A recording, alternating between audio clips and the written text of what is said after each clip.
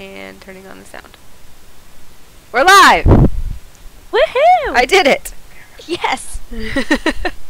Hello everybody! This is Studying the Storm. I'm Anna Prosser Robinson. This is... I'm Gillyweed, SC2. And this is our new show. I'm really excited because I have never personally run everything in OBS before, so please forgive me as I either celebrate very minor successes or make egregious mistakes. We will celebrate with you. Thank you. I appreciate that. That's what this is all about, really, Yes. is celebrating learning. And my husband will try to be really quiet as he streams behind me on his birthday. So guys, this is a really, really casual show that JC and I put together, and it actually came out of, well, am I getting ahead of myself? Should we actually introduce ourselves and what we do first? Let's introduce ourselves. Okay. Do you want to go first? Sure. Hey guys, I am Gillyweed, or Gillyweed SC2. As evidenced by that name, I make a lot of StarCraft content, YouTube content primarily, but have recently branched out into a couple of new things like board gaming and obviously now Heroes of the Storm, and I am so pumped for the show. And I'm Anna Prosser Robinson. I'm probably most well known as a part of Team Evil Geniuses, but I work for Good Game Agency, which owns Evil Geniuses and Alliance, which are pro gaming teams. And what I do for them is almost anything that has to do with creative media or video production. So that means I'm coming up with creative marketing concepts, or I'm helping edit videos, or directing or producing, or doing live shows, that kind of stuff. And then also I freelance and do any kind of gaming media. So I'll go to things like Comic-Con or E3 or tournaments like MLG or things like that, and either do coverage and interviews for different entities or produce you know, game coverage and event coverage, all that kind of stuff. So that's what I do. And then also, of course, I am one of the co-owners of Misscliks, which is where we're streaming right now. And actually, let me tell you a little bit about Misscliks and kind of why we're here and what Misscliks is, why we chose to put this show on Misscliks. Misscliks was born out of this desire to elevate, provide support for, and uplift female role models in geek and gaming culture. And a lot of the feedback we get from that is, why girls? Why not boys? Why isn't it equality? You know, uplift everybody.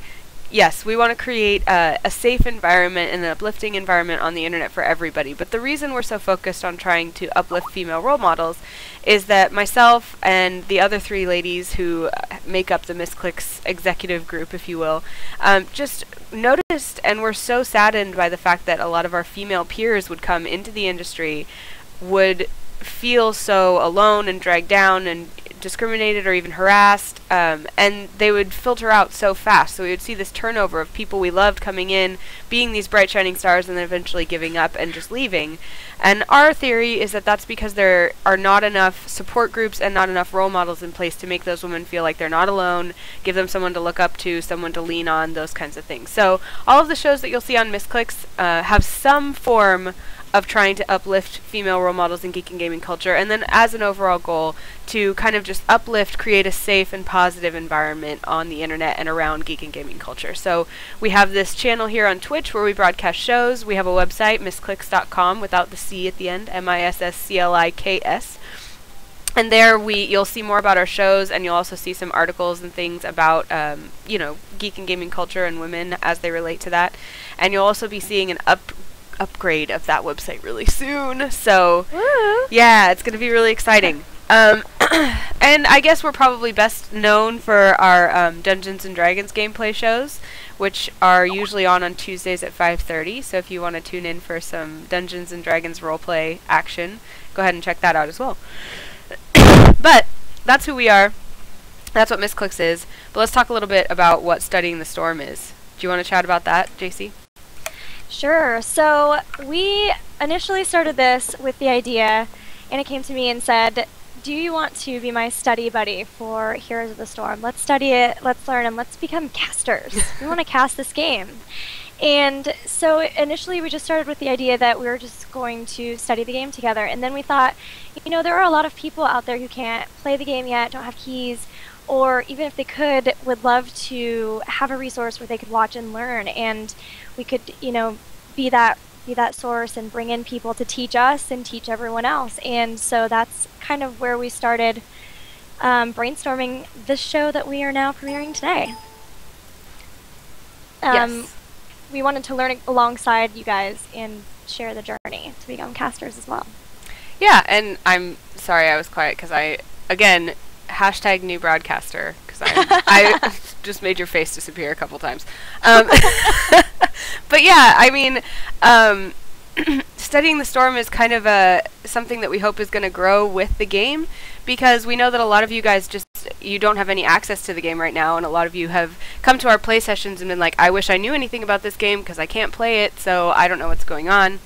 So we want to kind of share with you what we know so far, and then also learn ourselves. So you're kind of going to be our classmates in a way, you're going to be our community in a way, you're going to be our teachers in a way, because ultimately, primarily we just want to learn about and play this game because we think it's cool, but JC and I have both had this kind of long-standing goal of wanting to be knowledgeable enough about a game to actually cast it. And as media personalities, and I don't know if I can speak for you or not, JC, but I feel like I've developed the skill in front of the camera that I need, but the game knowledge and the analysis and like the math is what I would always call it, is lacking for me. So that's what we're trying to learn. And I guess we can talk a little bit about what we're kind of going to expect, what you can expect week to week from this show.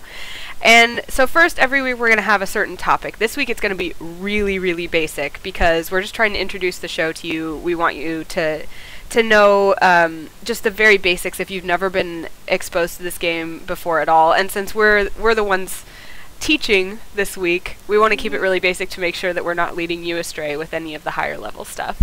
We're catching you up to what we know. Yeah, exactly. And and then JC, do you want to talk about our guests, what we're going to have our guests do?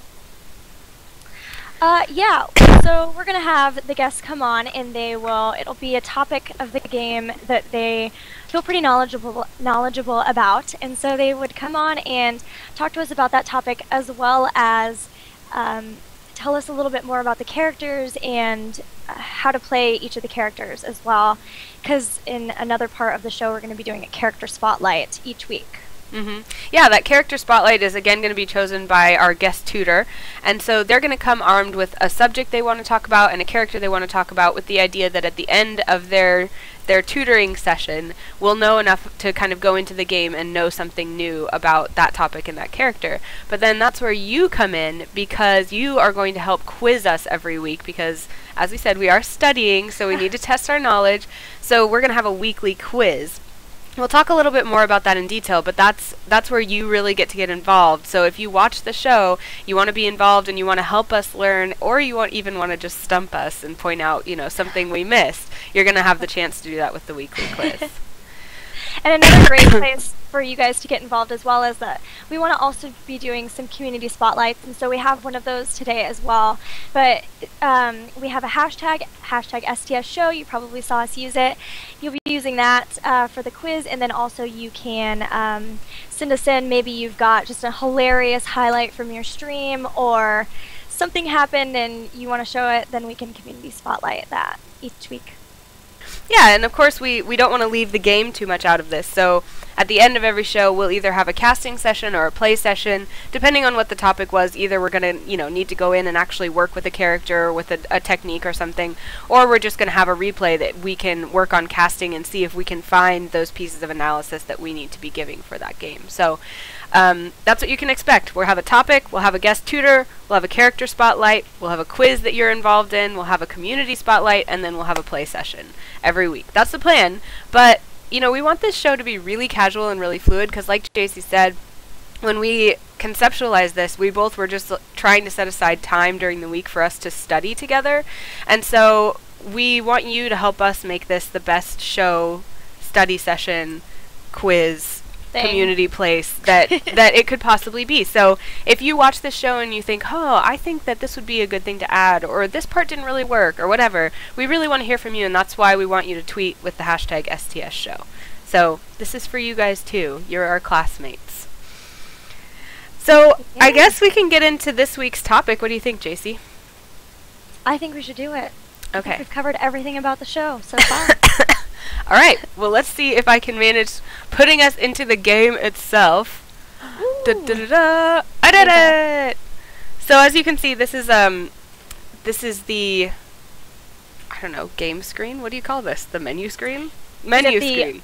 Yeah, the starting kind of home screen. Yes. Home. So I am inviting you to be in my party, Gilly. I have accepted Hooray! that invitation. So guys, the topic this week is just like Heroes of the Storm 101, the very, very basics. What is this game? Is it a MOBA? What do I do with it? Who do I play in it? All of that kind of stuff. So what we're going to do is we're going to just hop into a practice session. These are our most commonly used characters. I play a lot of Kerrigan, and JC plays a lot of Brightwing. So in this practice session, it should be pretty easy mode. It'll be really embarrassing if we die, but yeah, we're just gonna gonna around and stuff. yeah. So this is not going to be a game that we're going to be playing. We're just kind of showing you how the map looks. But to get started, as you can see, these are all Blizzard characters. So Heroes of the Storm takes Blizzard characters from all over the Blizzard universe. You're going to see StarCraft characters, which I tend toward, definitely. Warcraft characters, Diablo characters. Am I missing any? World of Warcraft? Yeah. Yeah, that's it. Yeah. So that's what probably got me into this game was the StarCraft characters. Exactly. And we've been chosen by the Nexus, which who knows what that means. But the Nexus plucked us out of our worlds and brought us here to be tested in the forge of combat. Which, yeah. It's called an endless battle for glory, survival, and just plain fun, according to the Blizzard website. So no one knows why the Nexus chose us, but it did. I'm going to turn the game volume down a little bit. I'm assuming that's what you guys are hearing really loud. 3, 2, So, as far as this game goes, it is a hero brawler, aka a MOBA, which I believe is a multiplayer online battle arena. All right. Yes. And the reason that they kind of shy away from calling it a MOBA is that they're really trying to bring something different to this game. I've heard a lot of Dustin Browder especially talking about how this game is not built to be just another Dota or another League of Legends. It's built to be something different where you're going to find the complexity somewhere that you don't expect it. You know, you're not going to find a lot of the pieces in this game that you find in League of Legends or in Dota, but you are going to find some new things that I think personally are really exciting. I'm not sure I can play and talk. But okay, we can just hang out yeah, and watch them we can attack our watch. base. Yeah, this is apparently practice mode is actually a game, so that's good to know. First thing is that you are going to see different maps in Heroes of the Storm. So this is just one of many. We're on the Haunted Mines map right now. There's also the Blackheart's Bay, Cursed Hollow, Dragonshire, Haunted Mines. We're on Haunted Mines, and Garden of Terror. And each of those has their own objectives that you need to interact with in order to be successful. So it's not just going to be one map every single time like you would see in League of Legends or in Dota. That is one way that they really wanted to differentiate it from others was the idea that from the get-go there would be different maps that you would have to learn and figure out strategies for. Right, and then there are different objectives. This map, for example, has, you can see right here on the mini-map, there's a double map, so there's a downstairs and an upstairs to this map. You're usually working toward getting some sort of mega boss to fight for you in each map by completing different objectives. And later on in the show, we'll go through each one individually and talk about what they are. But generally, like on this map, we're looking to collect skulls to make a Colossus to come in and attack our enemy space. In another one, we're trying to turn one of our teammates into a giant dragon knight and all of that kind of stuff. Then one thing that's familiar that you'll see is there are camps that in what you might call the jungle. But let's see if I can Right find here. where they move them. Yeah, they did move them. Yeah, we just had a patch, so some of this stuff, even the menus are a little bit different. So, see here, this is a mercenary camp. We can probably take it on by ourselves. Let's We can see, do it. says Anna. So the merc camps, you kill them and then, well, you don't kill them, but you defeat them and then they fight for you. So they run down the lane and they start attacking. And that is just part of the objective in that. Instead of giving you a buff like League of Legends does generally when you kill the merc camps, these ones, you'll see, they're going to run along the pathway and continue on until they're defeated. So it's something that the other team has to deal with. It can buy you time. It can push a lane. Exactly. Right, so basically these are going to be our super guys that are going to fight along our team here. And again, you know, you don't kill them, they go and fight for you, which is something that I really enjoy because it's kind of like adding to your team. And those are going to be all over the map and they're going to be different strengths. So the one we just got is an easy. There's also, I believe, medium, and there's definitely hard. Is there a medium? I don't think so. Okay, so just easy and hard, and then there's boss, which is a huge golem that you can get, but it usually takes more than just one person. So jungling, if you will, is a little bit different in this as well. And then, of course, leveling is a little bit different. As you can see, we only have 2 numbers up here for our level, and each team right now is at level 6. The whole team levels together. So if I'm level 6, JC's level 6. If I'm level 19, JC's level 19. So all of our kills and everything go together, and there is no last hitting in this game. That's something that I personally really enjoy, and that a lot of other MOBA players really do not enjoy. What do you think of it, JC? What do you mean, the no last hits or the team level? I guess both, but mostly the no last hits. So I really enjoy it because when I played other MOBAs, I'd play support anyway, which generally doesn't care as much about last hits except for the money aspect. But I like the focus on team fights, team communication, team decision making, which both the no last hits and the team levels go toward. I think that it's a different type, and I could see how people who like to be kind of the star and the carry would not like it, but I really enjoy it because although it makes like soloing in this game more difficult, it's a lot more fun to play with your friends. I think that that's something, and again, I'm no expert on this game, I just love playing it, but I definitely adore really team intensive play, and that's what I feel like this game gives me, is something where I have to play as a team. I can't be the lone solo star out there doing my own thing, because if I do, I'll die or I'll put my team out of position. And I kind of like that. I do as well. The only interesting thing about that is that right now, obviously this game, and we didn't mention this, but we really should, this game is in tech alpha, so this isn't even a beta. This is early stages, and in true Blizzard form, this looks about like a finished game, but they've got so many features that they are going to be adding to this, and I'm assuming that one of those will probably be a voice chat in-game, because we've found that it's almost impossible to play as a team without being able to talk verbally. Yeah. There are a system of pings you can do, and it's pretty smart. If you, for instance, ping on a merc camp, it'll say Brightwing wants to take the mercenary camp, or Brightwing wants to defend a fort, but it still is much easier to be able to just communicate verbally. Right. So the pings are pretty great. I like those too. Now, we've talked about no less hits. We've talked about leveling together. Another one of those things that's a little bit different is that there are no items in this game. And as you can see, this keeps yelling at me, hey, Anna, choose a talent, choose a talent, choose a talent. That's because you don't buy items. Instead, you build talents with your character. So what I kind of like about that is it's reminiscent for me of a StarCraft tech tree, because that's kind of where I come from, is StarCraft. Yeah. And so I get to build Kerrigan however I want to use her. So usually for me, that's a really high damage type of build, and as you can see right now, I'm at well, I'm behind, but I'm at about 10 levels, and that's when I get my ultimate ability, and I get to choose between 2. It's not just one that activates as soon as I get to a certain level. I get to choose, and as you saw, I got to choose between, 5 or 6 sometimes at each different level. Right. And the abilities, for the most part, use mana. Are there any that don't use mana?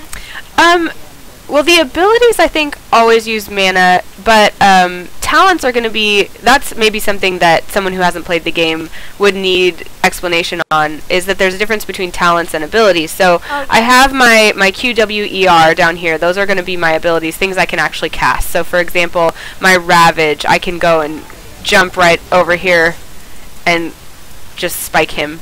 But talents are going to be things that are either unlocking one of those things, like I just unlocked my ultimate, my R, or it can be something that's passive even, like here at the beginning, what did I choose? So focused attack just empowers my basic attacks overall. That's not something that I'm using, it's just something that it does. It might give an extra buff to one of my abilities, so it depends on which abilities I want to be really, really strong and how I want to use Kerrigan for which talents I'm going to use. So talents empower abilities, if that makes sense. Right. And one difference in this game as compared to some other MOBAs is that you do get all of your talents except for your ultimate ability, or all of your abilities except your ultimate one, from the get-go. A lot of them you have to buy into them as you level. So that's definitely something to note. Right. And something also that is kind of fun about this that I really love, because I have a thing for horses, is you have a mount in this game. What that does is it just makes you move faster, plain and simple. If you're on your mount, if you get attacked, you'll be brought immediately off your mount. If you attack, you will also be brought immediately off your mount. But it's just a cool way to kind of get from one end of the map to the other faster. And of course you can always put skins on those as well, and I'm really sad that I forgot to put my Rainbow Unicorn's mount skin on before the show. That's okay, next time. Yeah, next time. Ooh, I have a new talent. Let's see. So just for example, at this level, what do I want to do? Okay, so my Ravage is my jump that I just showed you. I want to be able to do that further, so I'm going to choose that talent. Now my Q is empowered, and I get to jump further each time I use Ravage. Similarly to like a build order in StarCraft, or even in World of Warcraft, when you've got the talent trees, you can build different abilities or different talents that will make your character good at different things. Different roles, perhaps. And it's really important to learn about that, and that's where the strategy of this game is really deep for me so far, is a lot of these characters, like Kerrigan, has a passive that builds shields out of her damage, for example. So when I was first playing her, I was basically just doing the talents that I thought were really cool, like spawning extra Zerglings, or my ultimate that was spawning an Ultralist because I just liked them and they looked cool. And I got used to playing that way, and I had a fair amount of success just because I was confident with those abilities. And then I watched a guide from Idra who was like, hey, Kerrigan's passive is building shields from damage, so if you build her to deal the most damage possible, she's going to be almost unkillable once you get to kind of the mid to late game. And I hated that because it was not how I had played her before, but then once I started actually doing it, my Kerrigan became much, much stronger. So that's where the potential for real analysis and strategy and like watching the pros play and all of that comes in this game for me. So again, we really only want to give you guys the basics. We don't want to kind of belabor this on this show because we want to make sure we have time to go over the ins and outs of this show and what it's all going to be like for you. But JC, do you think there's anything we've missed in terms of the very, very basics of what it means to play Heroes of the Storm? No, I don't believe so. One thing to note is possibly how you do get experience. And a lot of people don't realize that you do get experience from being in a lane while, even though you're not doing necessarily last hits for minions, when minions die and you're in a lane with them, then you get experience from that. Right. And so that will affect, you know, how your experience ratio to your team's ratio. Right. Yeah, and if you're in the same area as a kill, you are counted as getting that kill. So it's kind of this cool, like, I mean, it's almost this really feel-good team mentality of, like, if you contributed, you get credit, you know? Yeah. There's not very many times you see a complete solo kill. Right. When you're looking at the screen at the end that shows you all of the statistics after the game. There was actually, at the very, very beginning of the alpha, there was a stat for solo kills, and it never populated anything, and I don't know if it's even still there. So I wonder if really? that's something they completely took out, or if that's something they're going to implement later just as like a cool pride thing. I don't know. Keep it out. Yeah. Keep it out. I like sharing kills with you, JC. So, I guess the last thing that we should touch on is kind of, we've talked about it a little bit, but we should talk about what about this game keeps us coming back, why we ended up liking it, and why we wanted to devote so much time to it. What was it for you? There are a couple of things. I do like being able to just hop into a game and play a game, and then you can be done. For instance, if I'm taking a break between working on different projects or something like that. So it's nice that I'm able to do this. I like that there is a big community aspect of it, and you can play it with your friends, and that it's really fun to play with your friends. I've been streaming it, and even when we lose, we're still cracking up, we're still having fun. I'm sure that eventually there will be people who are grumpier about losses, but it's still really fun, and it's a great, I don't know, it's very like heartwarming and fun to play with your friends. And there is that aspect of getting better as well, and I really like that. Yeah, I wonder, because I've had that same experience too, that when I play this as opposed to when I play League of Legends or when I play Dota, it does feel a lot more like, yeah, we're taking it seriously and we're enjoying the game, but there's less salt and less rage so far. Yeah. And I don't know if that's just the people that I've been playing this game with, or the fact that there is no pro scene yet, or anything. Yeah. But so far, that's been my experience. Also, another interesting point is right now you cannot talk to your enemies. You can only talk to your allies. Yeah. So that is also nice. No all chat. No all chat. Right. So you can't really. I mean, I've had one instance of somebody being salty and kind of whining to my own team. But other than that, it's been pretty, I don't know.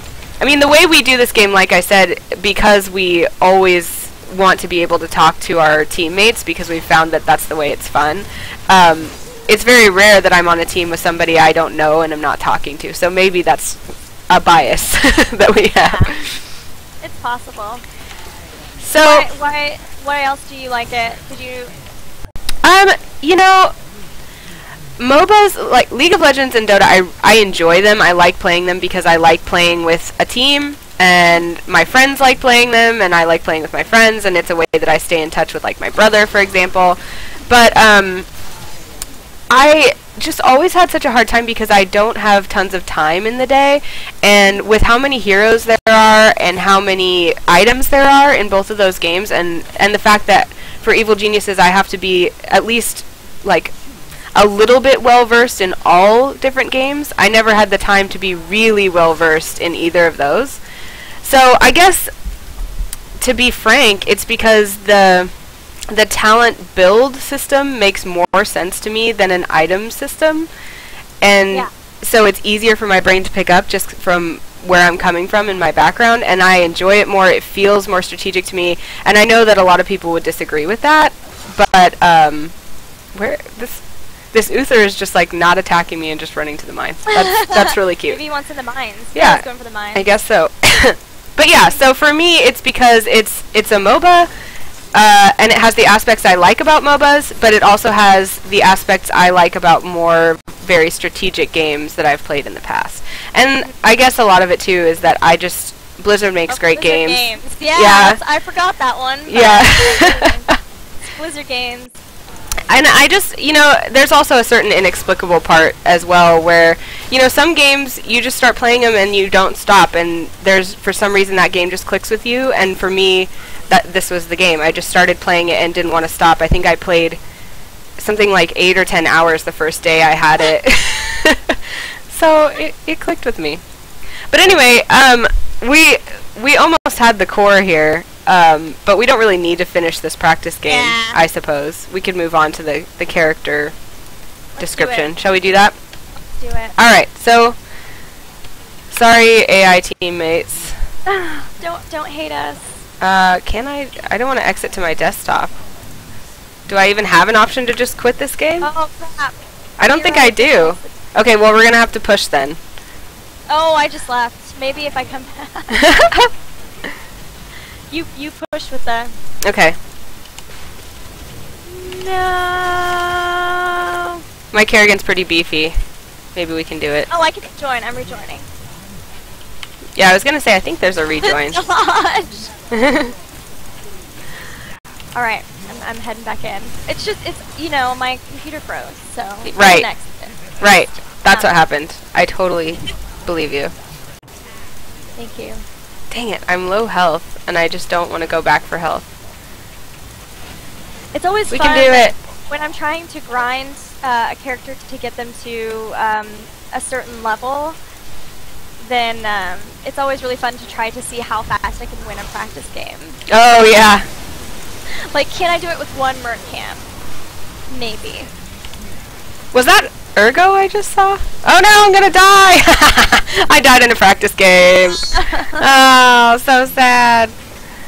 So, you know, this is what happens, guys. This is why this show is so casual, is that, you know, we thought we could exit this game, but we can't, so you have to watch us play this really lame, crippled practice game till the end. This is cool, JC. Do you see? Oh, no, you don't, because you haven't died yet. But they changed the death screen. Yes. It's actually a bit frightening. It is. It's kind of scary. It's like Ash. It's like my monitor. Maybe I'm partway back in the Nexus, I guess. It's trying to catch me up, so it's gonna be a couple minutes. Oh. When by the time I. You're not even in yet? No, it says please be patient as we catch you up. This server is. Well, this Brightwing is killing it, so you should have just taken responsibility.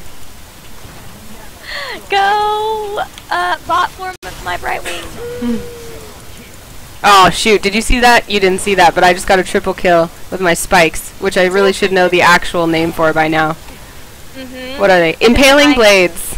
I've been trying to remind myself to think of the abilities I cast as their actual names and not the names I think of for them, like spikes. Right. So for Brightwing, it was my Q, my sheep, my shield, and my heal, and now it's Arcane Flare, Polymorph, Pixie Dust, Blink Heal. Yeah! Nice. See, I haven't gotten that far yet with Kerrigan. I focused on learning the Garden Terror names. Yes! Hooray! Garden Terror, Flower Shambler. So, yay, we were victorious in that practice game. Go us. It's over? Yes. Right, we won. Okay. You did great. You did just great. Thank you. So, as you can see, it's going to count up my experience. Everyone on the team gets experience. I'm actually individually leveling up Kerrigan as well, so each character has a level that's specific to you. When you first start out playing a character, you'll only have a few of their abilities available, and then later you will unlock the rest of their abilities as you play more games with them. That's been something that Blizzard's kind of been going back and forth on, so who knows how that's actually going to end up in the beta. But if I get to level 10, then I can get Kerrigan's Master Skin. And I really want that. Really bad. The Master Skins are pretty cool. Alright, so I guess we are moving into the character spotlight section of our show now, and I know you're kind of going to lead us through that, JC, but I'll open up your Heroes Fire build, and Heroes Fire is this really great website. I hope that our friends who play Heroes who made that awesome website are watching. You guys should check it out, heroesfire.com. And what it does is it allows you to use a lot of different resources. One of them is called the Talent Calculator, so you can go through and see if I can pull it up here. There we go.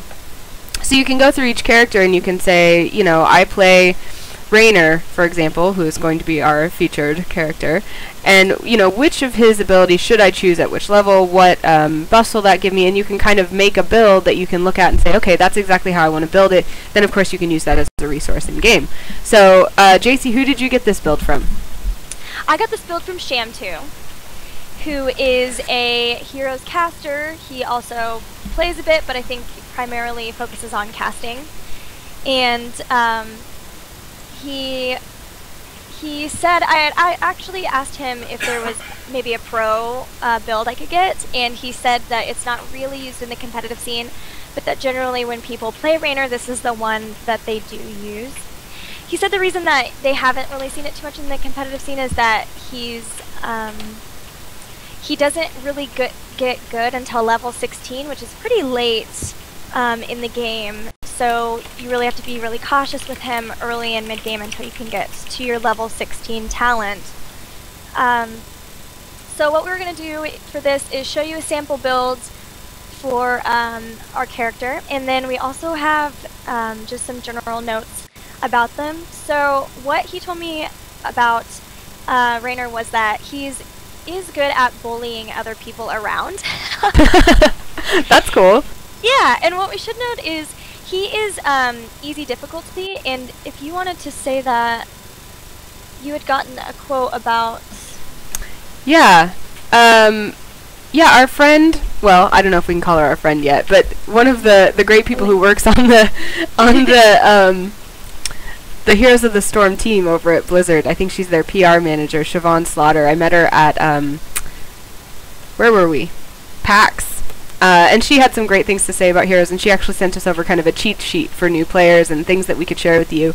One of the things that she said was that the best heroes for a new player to start with are the ones that cost the least gold. So they did that on purpose. They said, all right, these are the ones that are cheapest. You play the game a little bit, you're going to have enough in-game currency or, you know, a couple bucks to throw the way of this hero. They're going to be the easiest ones to play, and they're going to be the best place to start. So Raynor is one of those. That's such a cool idea. Yeah, it's so common sense. It is. Yeah. And yet I was like, oh, that's brilliant. Yeah, that's one thing we didn't cover too, is the in-game economy, if you will, is that you can buy any character or any skin outright with money, but you can also purchase them with in-game gold, which you earn every time you gain experience, play a game, all that kind of stuff. So and there's quests that give you more gold, like for instance, play three games with a certain type of character. You do that, then you finish the quest. Gold. Yeah, and I found it pretty easy. I don't know about you, JC, but I found it pretty easy to afford the characters I want using mostly my in-game gold. Yeah. I mean, I've definitely bought a couple just like, I mean, I bought my rainbow unicorn mount, like, off the cuff, because I just wanted that right away. But, you know, I found it, I haven't felt like I'm being nickeled and dimed so far in the alpha. Yeah. But anyway, sorry to interrupt. Raynor. No, that's fine. So, Raynor is an easy hero, which also might be why they haven't really seen him as much in the competitive scene. Like I said, he's good at bullying around. His Q ability is penetrating round, and it's good at displacement. So you shoot it at another hero, an enemy hero, and it's going to move them. And there are some abilities that heroes can use that'll channel, so you have to stay still, and it will it'll channel something big or some sort of bad thing that'll happen to you. So being able to displace them out of that channel breaks that sort of spell. It also can it can move them away from you if you're trying to run away from them. There's a lot of options for moving around enemies with the Q. As far as the build, the Art of War, which is the level 13 talent that you choose, it uses the W, which is your Inspire, and that gives you a bonus attack speed and attack damage for 8 seconds, and then also gives your allies half of that. But then getting that Art of War talent at level 13 also reduces attack speed and movement speed of nearby enemies. So it's kind of compounding off of something that you're already using every chance that you can possibly get. And then plus the level 16 ability, which is where I said that Raynor starts getting really good, is the Executioner, which means your basic attacks deal more damage against slowed, rooted, or stunned targets. So if you've slowed them with your Inspire and that Art of War talent, and then you've got that Executioner, you're going to be doing a ton of damage just with your normal attacks. Oh. Yeah, right? Yeah, it's so cool because it's like a super extended tech tree, and all of the strategies in there of, how do I want to make this thing work with that thing, work with that thing, work with that thing. Right. So Shamtu said that the basic objective, if you are going to play Raynor, is to stay alive, and play cautiously until you get 16, and then just wreck face. That was what he said. Wreck face. That sounds good. Okay, cool. So, and I found Raynor is pretty, when I say easy to play with, I don't mean, I guess that brings to mind kind of this squishy feeling, or this feeling of like you can't be competitive with him or something. I don't know. I'm not playing in pro games, but when I've played with Raynor, I haven't felt like I'm getting killed a lot, or I haven't felt like I can't figure him out. So I feel like he's a great place to start, although I didn't start with him. I started with Kerrigan, which maybe wasn't a great idea, but that's I started with Raynor, and I agree. I think that he is really good. He can still deal damage. His abilities aren't too... the penetrating round is a skill shot, so you're going to miss... I mean, I miss him all the time. You're going to miss him, but you'll get better, and everything else, he's very good at, in this build specifically. His basic attacks do a lot of damage, and so that's really good, because, you know, you're just getting used to the idea of the game. You can just, you know, right-click. Absolutely. Alright, so... Also, Siobhan mentioned that the other easy-to-play, like, beginner heroes, if you are just starting out in this game, good ones to try are Raynor, Vala, the Demon Hunter, Muradin, and Malfurion. And actually, I think I did things backwards, because I just started playing Muradin, like, a week ago, and barely have played any Raynor until we decided to feature him on this show, and never have I played Vala, ever, or Malfurion, I don't think. Yeah, so... I didn't do this right, so we're teaching you. You can do it right. Yeah, you guys can do it. When I first started, for some reason, all of the heroes were free for like 3 days when I happened to get in, and so I knew I wanted to play support, and so I just tried a game with every support, and just stuck with Brightwing ever since.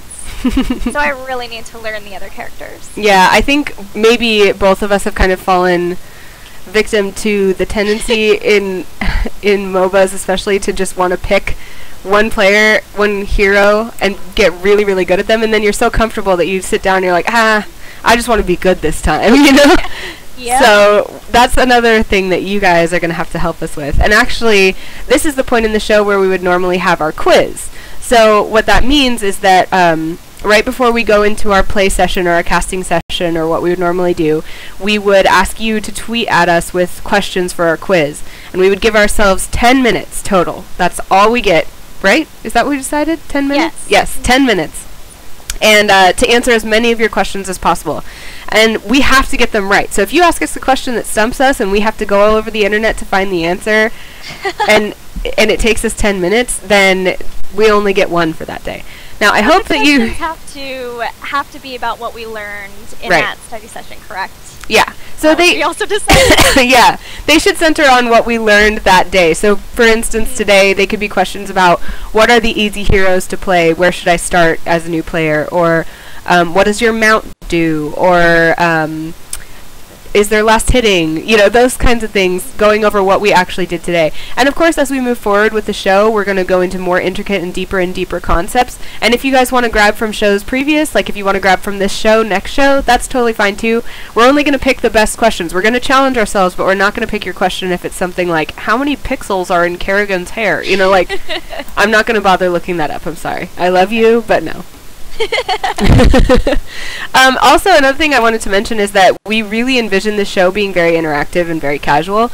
This has been so far very much like JC and I talking to each other and talking to you, but we hope in the future to be reading a lot more of chat, taking your questions, passing them on to our guest tutors and things like that. This is our first show, so we want to make sure that we're hitting everything in our schedule and our outline and all of that, but in the future, I want you to know that you can come prepared with questions, you can talk to us in the chat, and we want to keep this just really informal in the future, so look for that. Anything else that we should hit, JC? Did I hit everything about the quiz? I think you got it. Okay, cool. So, guys, we're going to take just a brief break while I set up for our play session. It's going to be JC and I, joined by Stephanie Aaron P. from the Misscliks, who you may know, as well as our friends from the community, Forecourt Jester and Strato. So we'll be right back, and we'll play a quick game, and then the show will be over. And you'll be really sad, but it's okay, because we'll be back next week. Yeah. Alright, be right back, guys.